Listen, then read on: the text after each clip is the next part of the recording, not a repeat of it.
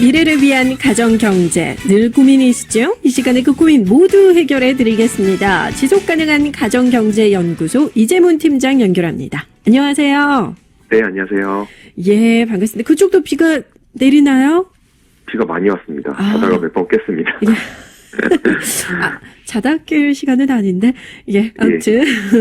오늘. 지금은 안 옵니다. 네. 예. 지금은 안 오고, 밤에 네네. 주무실 때 왔군요. 예, 그 맞습니다. 비가 이쪽으로 온 것 같습니다. 여기 지금 비가 그래요? 많이 내리고 있거든요. 네네. 자, 오늘 나눌 얘기, 비 얘기는 아니고요. 어떤 주제로 이야기 나눠볼까요? 네, 이제 미국의 금리가 이제 조금씩 인상이 되고 있고요. 이것 때문에 국내 금리도 영향을 받는다라고는 하지만, 여전히 이제 저금리로 어디 저축해야 될지 고민이신 분들이 많은 것 같아요. 네네. 이런 상황에서 이제 많은 관심을 갖는 주제가 있는데 바로 절세입니다. 이제 높은 수익률을 기대하기가 어렵다 보니까 상대적으로 세금이라도 줄여서 어떻게 돈을 더 모을 수 있을까 고민을 하시는데 네. 오늘은 한눈에 보는 절세 상품이라는 제목으로 상품에 대한 소개를 좀 드려보겠습니다. 많은 분들이 볼륨을 높이지 않으셨을까 싶은데요.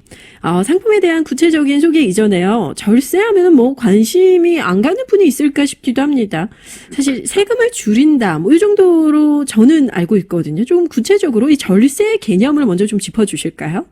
네, 세금을 줄이는 게 맞고요. 그런데 이제 줄이는 방법 중에서도 여러 가지 개념들이 있는데 비과세, 분리과세, 소득공제, 세액공제 이런 개념으로 나눠볼 수 있을 것 같습니다. 네.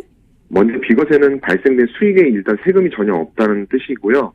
그렇기 때문에 수익률이 높고 그렇게 높을수록 비과세 혜택도 크겠죠. 네네. 그리고 분리과세를 잠깐 소개해드리면 우리나라의 경우는 소득이 많을수록 세금이 점점 많아지는 누진세를 적용을 하고 있기 때문에 이때 수익을 합산하지 않고 나눠서 따로따로 세금을 매긴다면 상대적으로도 혜택을 볼 수 있을 때 이를 분리해서 과세한다. 그렇기 때문에 분리과세라고 합니다. 그럼 마지막에 말씀하신 소득공제, 세액공제는 연말정산이나 종합소득세를 낼 때 세제 혜택을 주는 그런 개념으로 보면 될까요? 네네, 정확히 알고 계시는데요.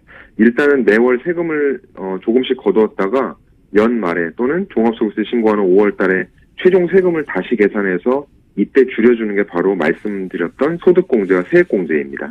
이렇게 절세에 대한 개념을 좀 짚어보고요. 이제 본격적으로 오늘 소개해 주실 절세 상품 한 가지씩 좀 알아볼까요? 네, 세금은 일단 나라에서 거두어들이는 거다 보니까 절세 상품이라는 제도도 결국에는 정부에서 만들어내고 또 특정한 기간에만 적용하도록 하고 있습니다. 네. 과거에 절세 상품들을 많이 갖고 계시지만요. 이미 가입 기간이 끝난 것들도 많이 있기 때문에 오늘은 지금 바로 활용해 볼 수 있는 상품 중심으로 안내를 좀 드려보겠고요. 네네. 오늘 소개해드릴 절세 상품은 비과세 종합저축, 해외 주식투자 전용 펀드, 연금저축계좌, IRP 등에 대해서 말씀 나누겠습니다. 생각보다 상품들이 다양한데요. 좀 글쎄요. 어렵겠다는 생각도 들어요. 네, 말씀하신 대로 이제 이런 상품들이 관심 있는 분들 중심으로 가입하다 보니까 네. 실제 활용을 잘하시는 분들이 소수고 또 그분들이 여러 가지를 활용하고 있는 상황입니다. 그래서 오늘은 전반적인 상품에 대한 내용을 안내를 드릴 예정이고요. 나한테 적합한 상품이다라고 한다면 이름만이라도 먼저 꼭 기억해 보시고 활용하시면 좋을 것 같습니다. 네, 참고하시길 바라겠습니다. 자, 그럼 먼저 비과세 종합저축에 대해서 알아볼까요? 네, 비과세 종합저축은 딱 어떤 금융 상품을 지칭하는 건 아니고요. 네. 기존에 있는 금융 상품에다 비과세 종합저축이라는 기능을 붙이는 개념입니다.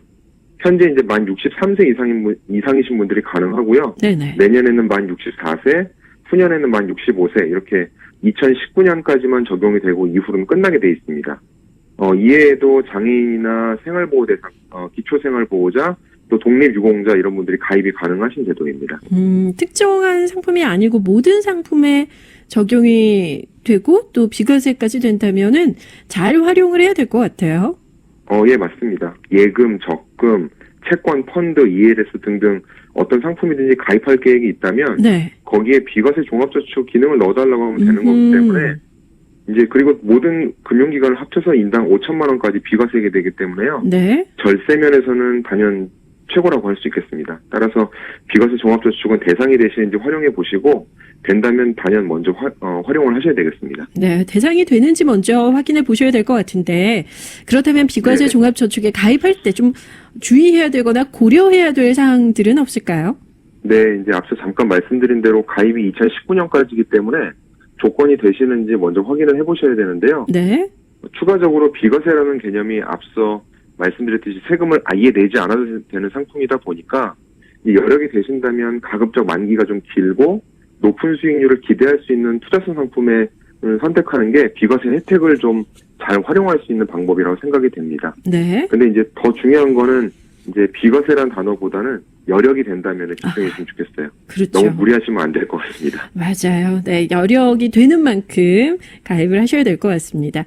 자, 그다음 소개해 주실 상품은 어떤 건가요? 네. 해외 주식 투자 전용 펀드라는 상품인데요. 네네. 이름이 조금 길죠. 간단하게 해외 비과세 펀드로 많이 부르고 있습니다. 이제 해외 주식에 직접 간접적으로 60% 이상 투자하는 펀드에 인당 3천만 원까지 가입이 가능하고요. 10년 네. 동안 비과세 혜택을 볼 수가 있습니다. 음흠. 뭐 예를 들면 요새 관심 많이 가지시는 베트남, 인도, 중국 펀드 이렇게 해외 투자하는 펀드에 가입을 하시면서 예, 예. 이제 비과세 혜택을 적용을 해달라라고 하시면 되는데요.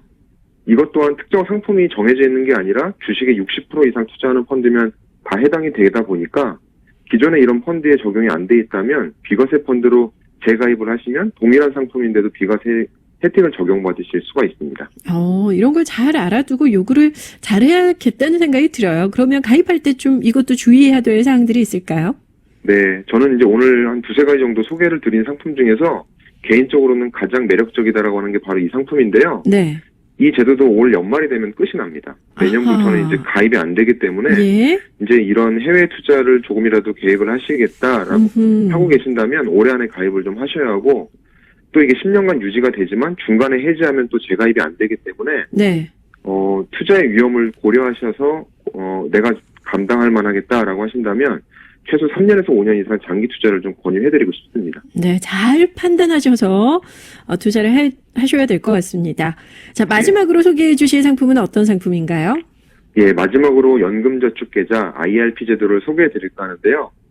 이 연금저축 관련해서는 몇 주 전에 한번 다루었지만 노후 준비를 하면서 연간 400만 원까지 세액공제를 받을 수 있는 상품으로 간단하게 요약해 볼 수 있겠는데요. 네.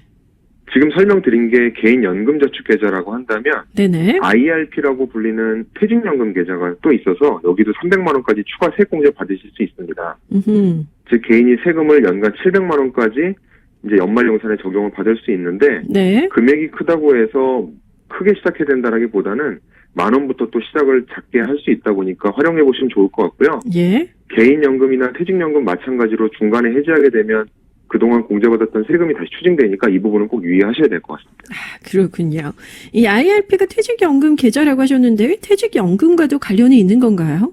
네, 맞습니다. 기본적으로 직장생활을 하면서 회사에 퇴직연금 제도가 있는 분들한테 있는 분들이 가입이 가능했기 때문에 네네. 이런 제도들을 모든 분들한테 소개드린 게 좀 제한적이었는데요.